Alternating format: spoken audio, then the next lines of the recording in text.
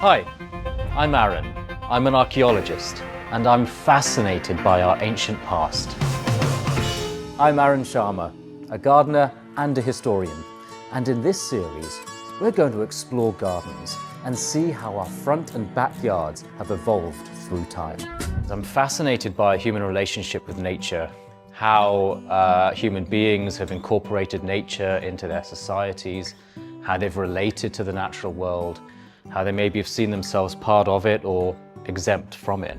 Today we'll be heading to the Paleolithic era, as I'll be chatting to Dr. Isabel Wisher and comedian Sean Burke about cave art. Well, gardens can tell us a lot about our past, because you can see how different gardening trends have changed through the last few centuries at least.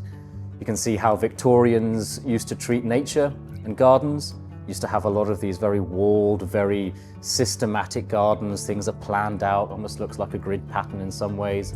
In this series, we're going to explore culture, history, and relationships. As we take a look at the clothes different countries wear. What it says about them. And how it impacts who they are.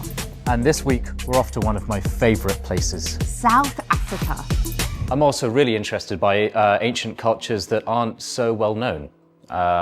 There's different cultures such as the Bactrian complex, which is in Central Asia. You've got varying different cultures in North America that aren't actually very well covered. Archaeological looting in Iraq took place since at least the late 19th century. The chaos following war provided the opportunity to pillage everything that wasn't nailed down.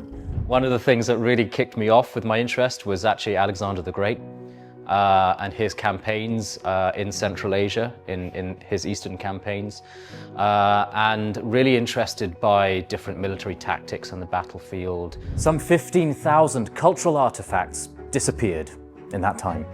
Over the years, approximately 14,800 were recovered from within and outside Iraq and taken under the protection of the Iraqi government. So why Iraq is so important to me, it's where my dad was born, it's where my family heritage comes from as well, and historically it's so important because it's one of those cradles of civilization. It's where the earliest writings come from, alongside other parts of the world, and it's also where such diverse cultures are. In this series, we're going to look into the history of our streets and the people who once lived there and the social and political stories of the time. This is the history of our streets. I love gardening because my grandma got me into it. So this is my mum's mum. When I was a kid, that was all the way in Gloucestershire. So she taught me how to plant seeds, how to take cuttings since I was, well, tiny. So I was always mucking around with the worms and the insects. They really got me interested.